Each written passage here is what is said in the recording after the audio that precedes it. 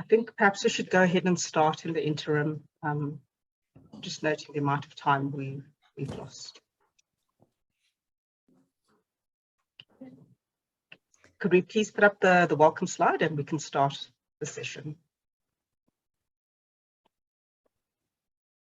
Perhaps in the interim, while the welcome slide is coming online, just to welcome you all to this launch of the Climate Finance Accelerator South Africa Phase 2.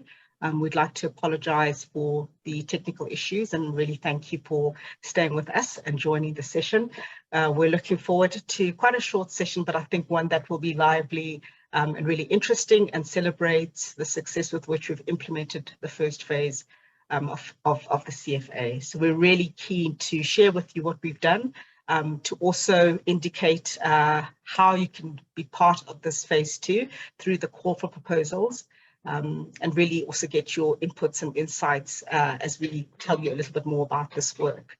So in terms of the format of the session today, we will be using the webinar format. So we will be recording this. The session is accessible through the CFA YouTube page as well.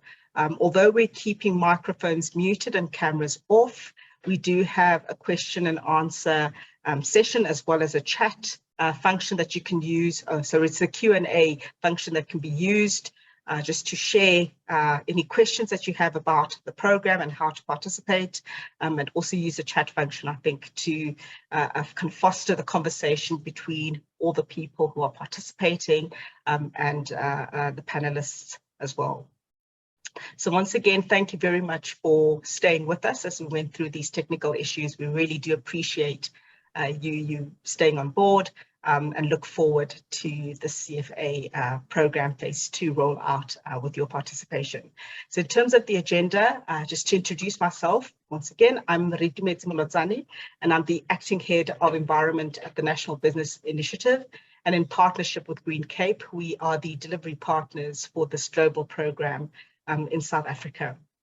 We will get a short introduction to the CFA program and some opening remarks from His Excellency, the Deputy British High Commissioner to South Africa and Dubai, and the NBI CEO as well.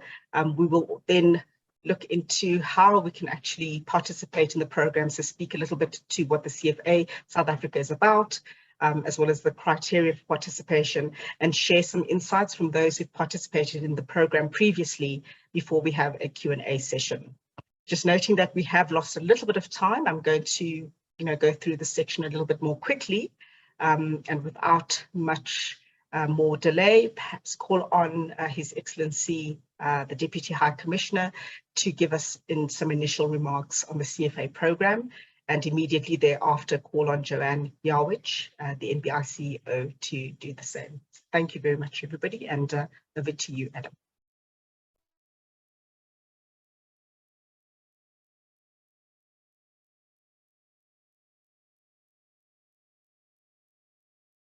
I think you are muted, Adam.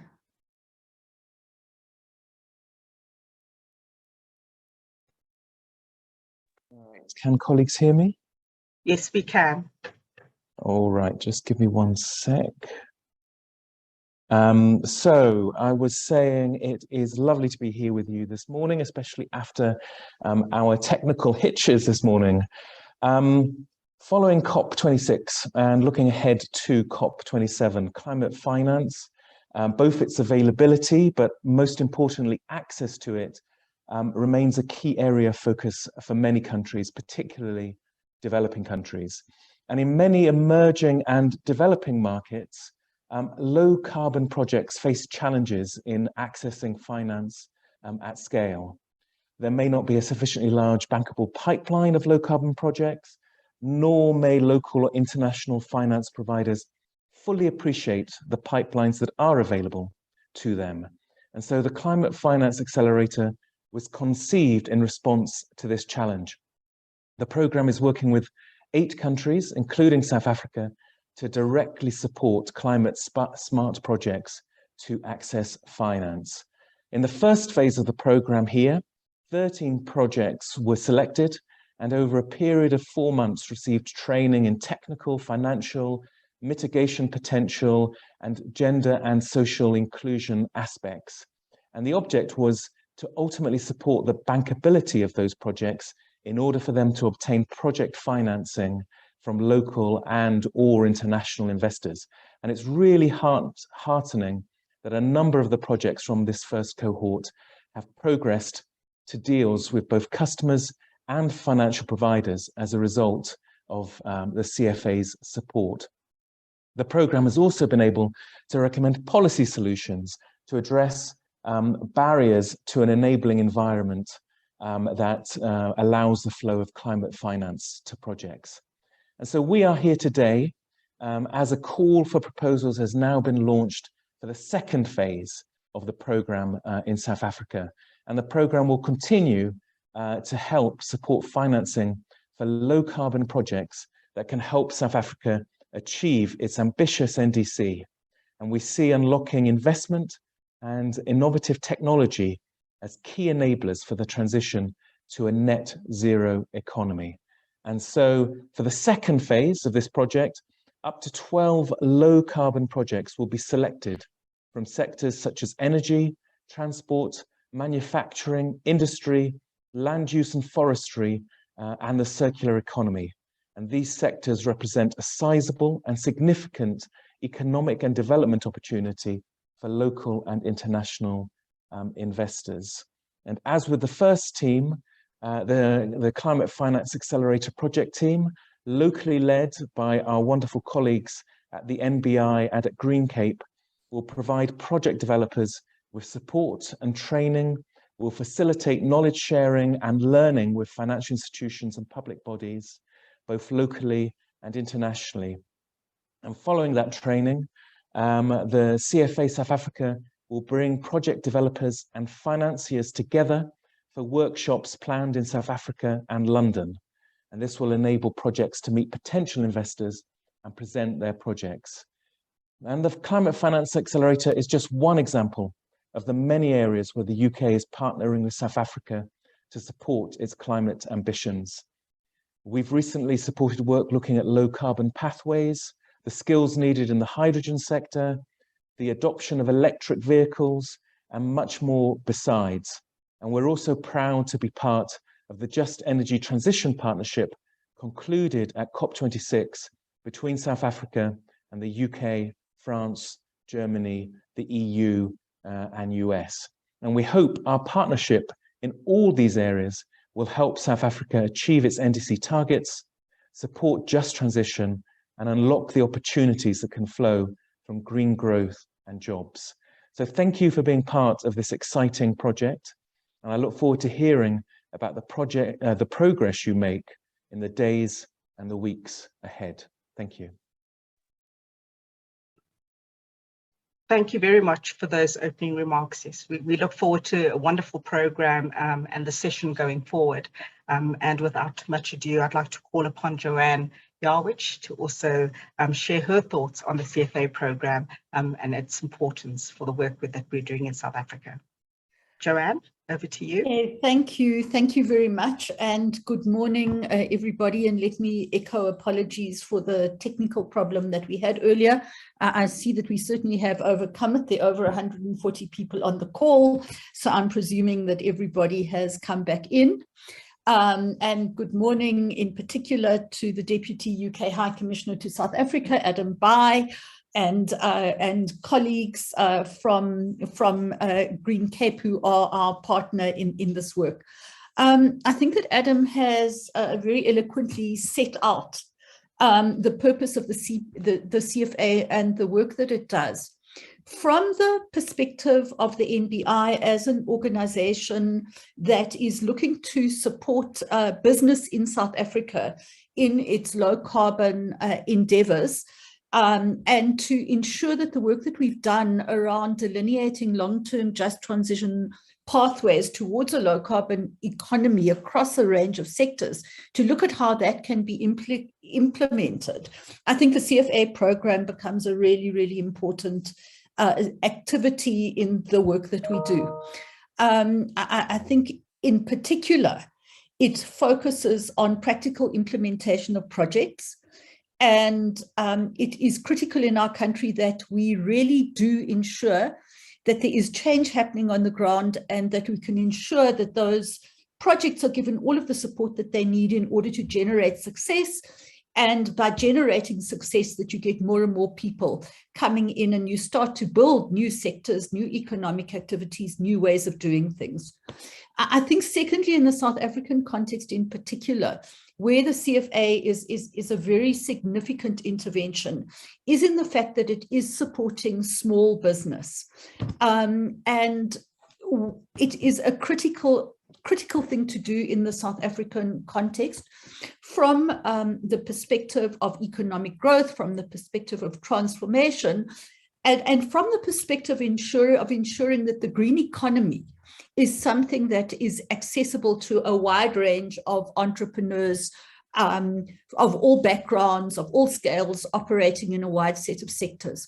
So I think the diversity of the CFA, its potential to provide support that will ensure that enterprises with great ideas are able to secure finance and to get themselves going, and that in doing that they have a greater chance of success, is a critical intervention into the low carbon development landscape in South Africa. And so I'm particularly pleased that we are now entering into the second phase of the program. And I'm really hoping that it will generate another set of great ideas and great enterprises that can really go from strength to strength.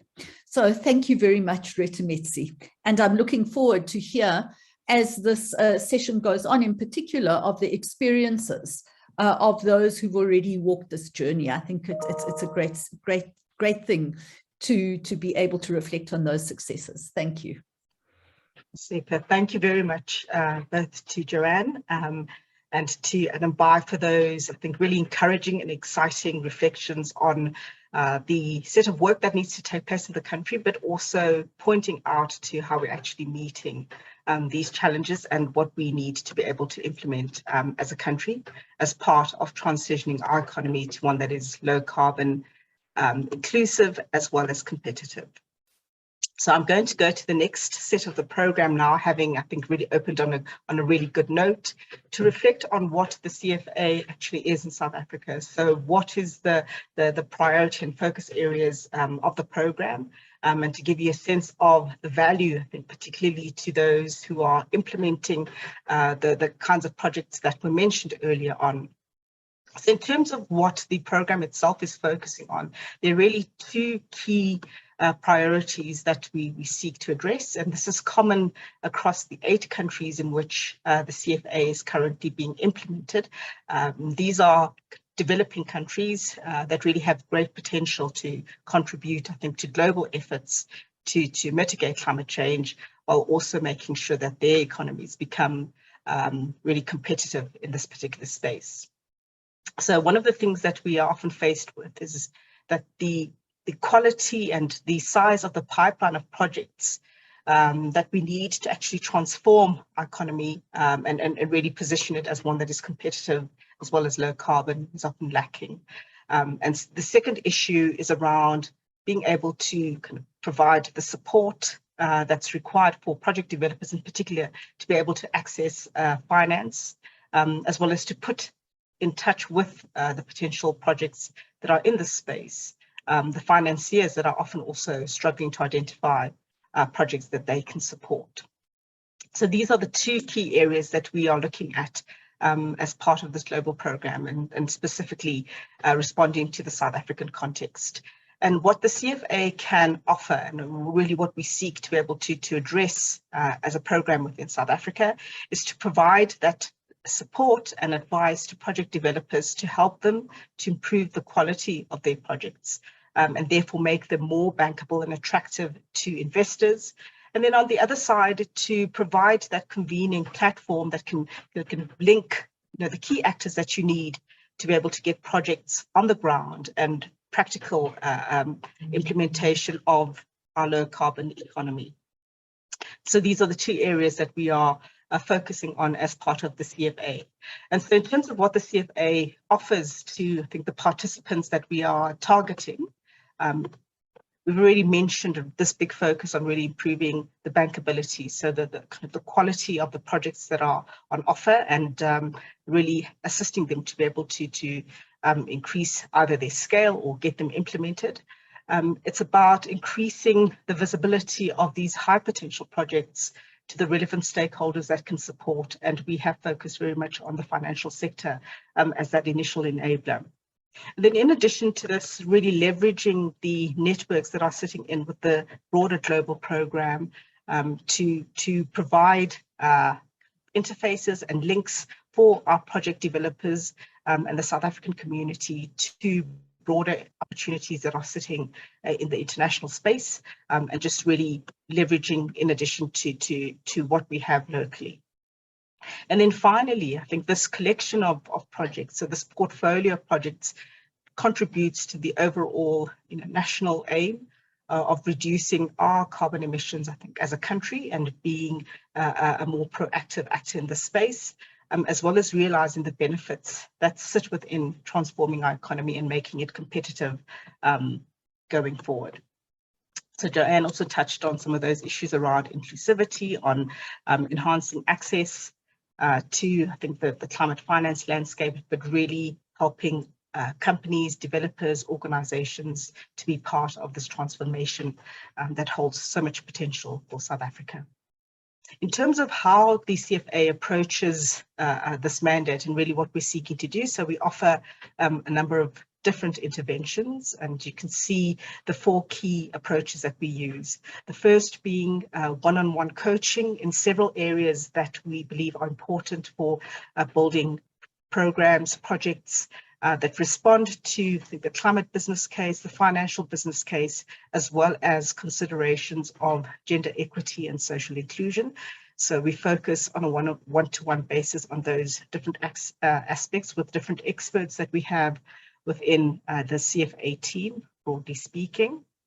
We also host group training sessions and bring in experts, particularly from the financial sector, to be able to interact with the cohort of projects that are being supported under the CFA program. We include investor workshops, and this is really about going through in a lot of detail, focused interventions and understanding of individual projects and how those can be improved and strengthened. And then finally, to expose, I think, our cohort, but also to contribute to the building of those networks, we host events both nationally and internationally to get people who are interested in this space conversing and really working together and building the space for collaboration. In terms of how the program will roll out and some of the key dates and milestones that we're looking to in the future, I think we've already had our kickoff and our launch event today, and once again, really pleased to see the level of support and interest that has come through.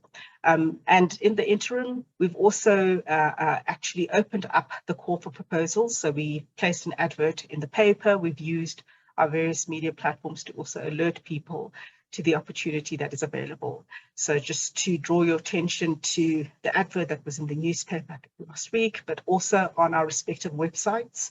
So the CFA, NBI and GreenCape websites as well. We have shared information about how organizations, companies, project developers can participate in this round of the CFA. In terms of what we are still planning to do, we will go through this process of kind of evaluating and assessing the projects that come through and select our cohort that we'll be able to work with as part of this phase 2, and then be able to implement the level of capacity building over a few months, addressing those different topics that I touched on earlier. We anticipate then having our national event where we really showcase in some of the projects that have come through, but also have additional capacity building during those sessions, as well as provide the platforms for the conversations for people to meet and really to focus on how we can advance our national project portfolio as well. We will have our event in February. There was mentioned as well that there's an opportunity to participate in a bigger CFA event that will be taking place in London. And we will share more details about those 2 events, I think, a little bit closer to the time. but this is just so that you have a sense of where the program is going and some of the key activities that we will be undertaking through this year, as well as early 2023. In terms of the CFA application and some of the criteria for participation, so just share those with you. We are focusing primarily on those projects that respond to greenhouse gas emission reductions and can facilitate the reduction of the overall national profile. So these are projects that are more mitigation focused, and they need to be at a fairly high level of maturity already. So we are targeting projects that have reached at least pre-feasibility stage of development, and that's what we'll be looking for to take forward. In terms of the total financing need, the projects that we're targeting should have a financing requirement of between 4 to 150 million US dollars. So there's quite a big range, but with the minimum project size, they're being quite important. And of course, understanding that this is something that's focused around investment, we need to be able to work with projects that can demonstrate a commercially viable business model. So I think it's really important to consider these different aspects when contemplating if you should be putting in a submission. I think that gives people a sense of the sorts of projects that we're looking for, and perhaps just to mention that there is additional information on the websites, and as you complete the proposal submission as well, some of this information is also reiterated, and that the CFA team as well is on hand to provide guidance or to answer questions as well throughout this process. In terms of our next activity that we'll focus on for the next few moments or so before we go to Q&A session, is to speak to those who've participated in the program last year and to get their direct reflections and insights into the program's value and really what they gained from it. And to lead us through that session, I'm going to call on Jack Radmore from GreenCape, and he's the Energy Program Manager and Climate Finance Lead at GreenCape. Jack, you're welcome to take Thank you so much, Reitumetse, and good morning, everybody. Thank you so much for giving us some of your time. And I think even with our technical challenges, this has been a really exciting start to the morning. As everyone sort of heard, we're now in the second round of the CFA, but we thought it useful just to look back at some of the success stories and experiences of the first round of the CFA. We had more than 130 applications, a very nice mix across energy, water, waste, circular economy, smart agriculture, smart mobility. So a lovely mix. 13 projects selected, again, very nice mix across circular economy, mobility, energy. And we really are excited for what comes next. And we're very much expectant that the second round will continue in the track and build on the successes of the first round. So I'm going to hand over to our first sort of story and experience for what I think one of the most exciting mobility companies in South Africa at the moment. We're very fortunate to be joined by Ndia, the co-founder of Everlectric. So Ndia, I'd really like to hand over to you just to hear a little bit around your experience of this first round. What did you take away from it? And perhaps some of the updates of where you guys currently sit. Thank you, Jack, and good morning to everyone. Thanks for your time. So as Jack has said, my name is Ndia Magadagela, and I'm co-founder of a business called Everlectric. We are driving the adoption of electric mobility in South Africa, or rather greener mobility in South Africa. So we are electric vehicles as a service business, and we were part of the first cohort of the CFA. And I think the most important thing that we really took away from the experience is that as founder or as project promoters, you are so much into the detail. And so it really helps to have a set of professional eyes who are independent of the project to kind of look into it, to look at your pitch decks, to look at the business cases, the financial models. And so that is exactly what the CFA has done for us, kind of that independent eye into what we had been trying to push for the last couple of years. And I think that was extremely helpful for us in refining our business case.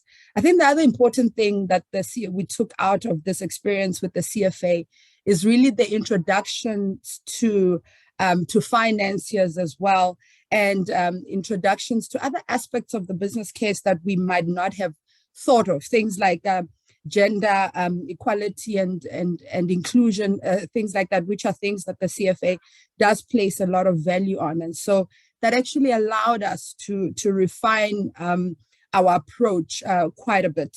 Thanks, Jack. Amazing. Thank you so much for that update. And I think highlighting some of the additional value adds that come beyond just the technical and financial support, that direct link to financiers, hopefully resulting in flow of financing directly into the businesses, but then also widening that impact, right? That gender equity and social inclusion lens, the carbon lens, etc. So thank you so much for joining us. I know you guys aren't the company to blow your own horns, but I'm so excited about what you guys have to offer in the South African market. And I think this is just the beginning of the amazing impact that you guys are going to have. Thank you very much. Thanks a lot, Jack. Brilliant.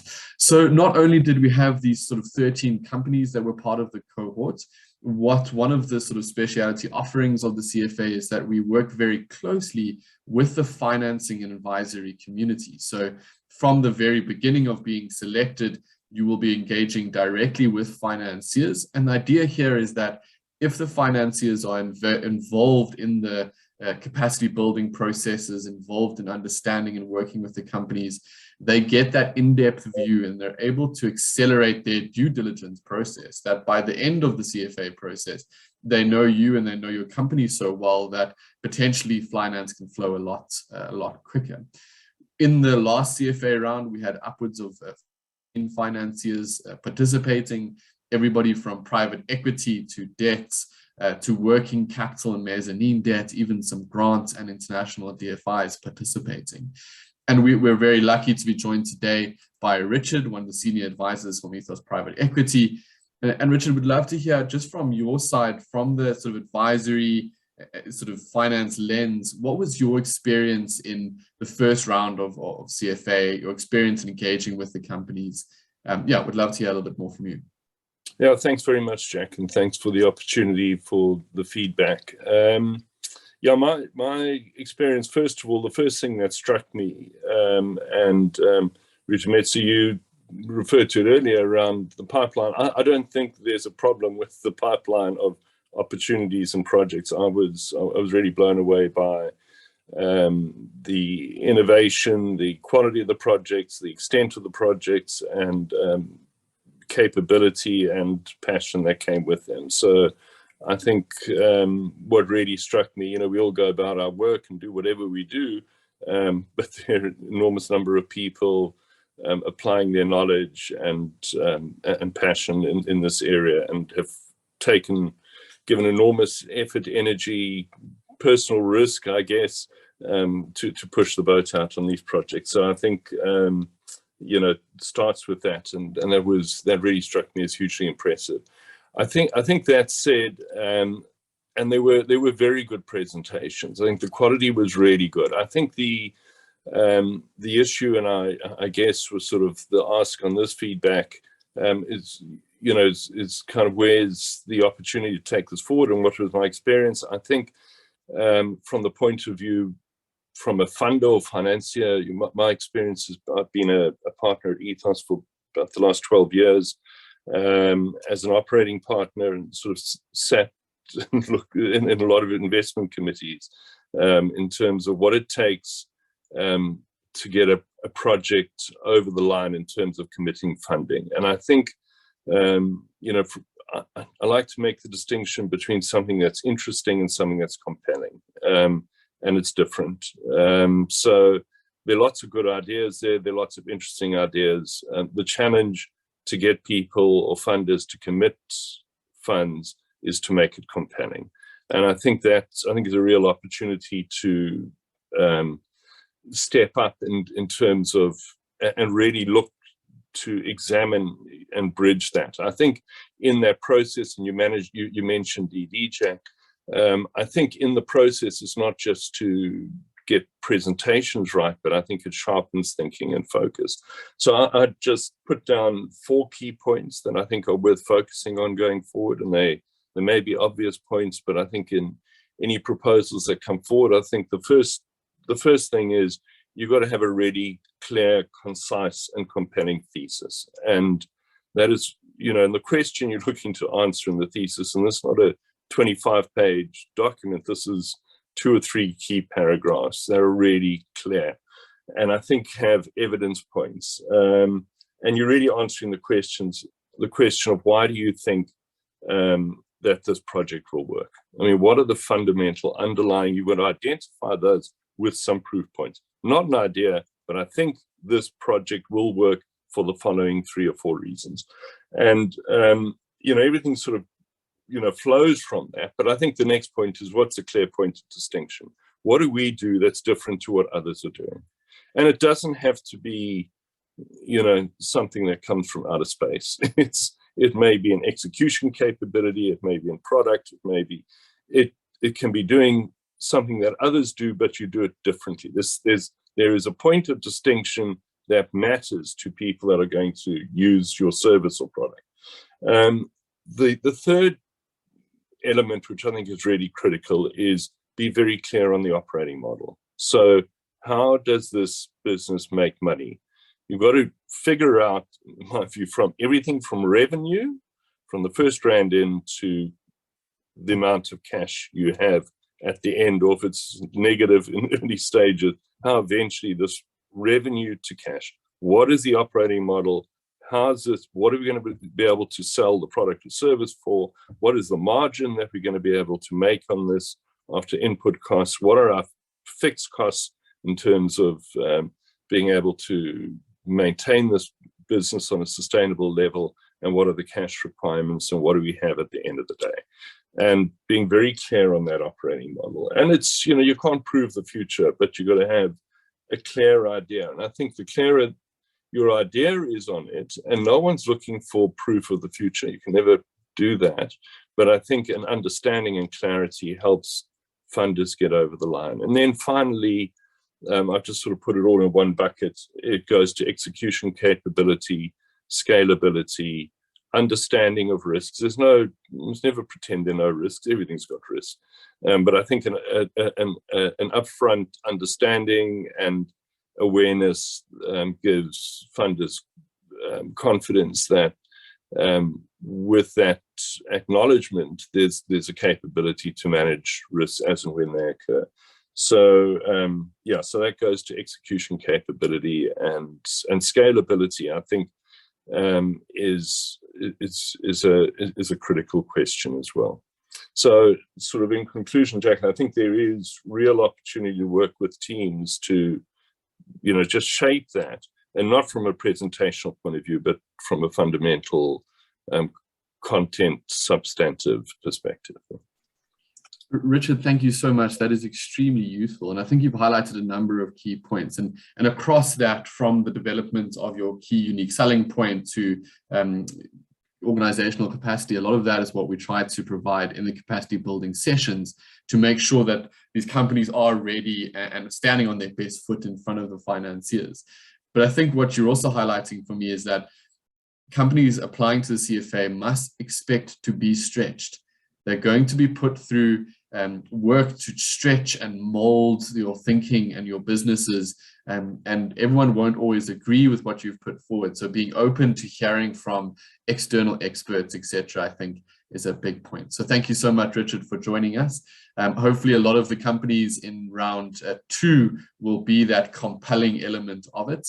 Round 1, we're really seeing multiple companies within the first cohort reaching deal phase and having finance flow into their businesses. So really excited to see if round 2 will up on that side. So Ndia, thank you so much. Richard, to your side, thank you so much for being with us to hear just a little bit from a company and from a sort of advisor financing side of things. So we're going to move over into the sort of Q&A section. I've got a couple of questions here, but please do use the Q&A section to highlight them. A few ones just general that I wanted to highlight. The recording will be made available on the CFA YouTube page later today. So the recording of this session along with the presentation deck. So please do look out for that. I'm sure we'll also follow up with all the attendees with a direct email. Also a general question just around whether an unsuccessful applicant from round 1 can reapply in round 2. Please do. We assume you've gone through some development over the last couple of years, or the last year or so. So please do make an application for this round. We would love to see you again and have you involved there. So going into the sort of open questions, the first one here, looking at the amount or the minimum ticket standard that we're looking for from a company looking for financiers. I see, Ludo, you've indicated you would like to answer this question. The question directly is at application link provided. It says the minimum is $5 million. And we've spoken here about sort of between 4 or 5. Ludo, would you be able to just clarify there on the ticket size requirements? Hi, yeah, thanks, Jack. Yeah, thanks for raising us, Louise. It is $4 million. So yeah, like Jack suggested. Thanks. Brilliant. Something that's just giving us a nice landing sort of aim. Obviously, if there is a strong motivation for less than that, we will take a case-by-case basis, but really looking at that as the minimum we want to try to aim for. So thank you so much for that. Another question here, looking at whether or not the CFA is only available to startup companies or projects that aren't yet established, or whether or not it would be possible for an established company to submit its green projects that are requiring capital. Maybe, Reitumetse, can I ask that you would answer that to give your thoughts there?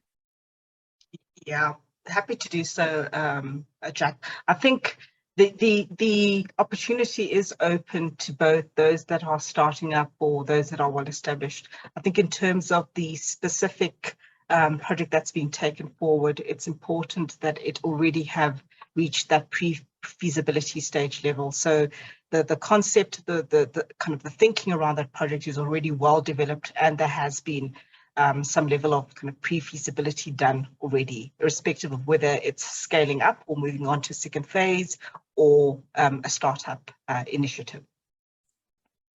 Thanks, Reitumetse. Maybe while I've got you, just stick around. If we could just move the slides back to the time frames. There's just a question around the turnaround times for the applications. Could you just speak to a little bit around that, so what people can expect from applications closing on the sort of 12th? Okay, so once the applications themselves have closed on the 12th of August, so we still have a little bit of time. We do go through several rounds of assessment and getting some experts as well to assist us in reviewing these applications. So we anticipate that really by quite kind of late August, early September, we will have already identified the projects that we would like to take forward as part of the second cohort. So those who have submitted applications and are successful, at least in terms of getting to some of those later stages of evaluation, may only receive notification at that stage. We do, however, send notification to projects if they're already maybe not considered earlier on. So between August, probably throughout that month of August, we will be sending out communication, just depending on kind of the level of evaluation that that project has been able to kind of move on to. So please, if you haven't heard by the end of September, then I think you can consider your project as being unsuccessful, but we will endeavour to keep you updated on whether we're taking the project forward or not as early as possible. Thank you so much for that, Reitumetse. And I think also for the projects that are unsuccessful in the application process, we very much want to make sure there'll be support and additional resources that will be provided to them as well. A quick question here around whether a non-South African company can apply and when they are putting projects into South Africa. So I think, yes, we would definitely love to have those applications in. Please do put those forward. A question on the back of that is, how much sort of weighting does the CFA put towards support or projects that are looking to support previously disadvantaged individuals And I think this is specifically around the concept of GESI, gender equity and social inclusion. Perhaps Reitumetse, if you would like to share your thoughts there as well. Yeah, I think, just considering the type of venture or initiative this is, obviously having a commercially viable business model at the heart of the initiative is something that is really important and that is considered in a lot of detail. But in addition to that, we do look at these additional components of how, whether at the stage of application or with some support and development, the project does start to contribute to the gender equity and the social inclusion components. So that is what we consider as a rounded project, and we'll push as much as possible through our capacity building to make sure that the project can also respond to those particular issues. But you need to have a strong commercially viable business model, and definitely be able to implement that in a way that contributes to these broader social considerations that we're including in the project. Thank you so much, Reitumetse. I think a couple of questions just around seeing who was in the first cohort. So I've posted a chat there so you can have a look at who was in the first cohort and some of those successful companies. I think there's a question around NGOs and social enterprise. I think Reitumetse has sort of addressed that. We're really trying to focus on having that strong financial model that's able to maintain financial sustainability on a longer term is really key to what we're looking at here. So we'd love to see that included in the structures. Just checking, perhaps Ludo, over to you one more time. There's just a question around the financial inputs into the proposals, whether or not estimates would be okay for now in the proposal phase, or do they need to submit actual figures when perhaps they don't necessarily have them as clear and ready to go? Hi, Jack. Thanks for that. Yes, if you aren't able to provide final figures, estimates are very much what we suggest you send through. And if we need any further clarification on that, we may ask questions throughout the review process. Thanks, Ludo. So that's a nice point there, that once the applications are in, there may be a bit of back and forth questions from technical experts to ensure that the sort of technical input is correct, technical financial questions from the financial experts to ensure that. So there may be a bit of back and forth with applicants. So I think that is all the Q&A that we've got at this point. If you do have some more questions, please do reach out. The contact details for questions are in the application form that's been shared in the chat, and will be shared again with you. So please do reach out if you have specific questions. But I will now hand back to Reitumetse to wrap us up. Thank you very much, Jack, for leading us through the Q&A session.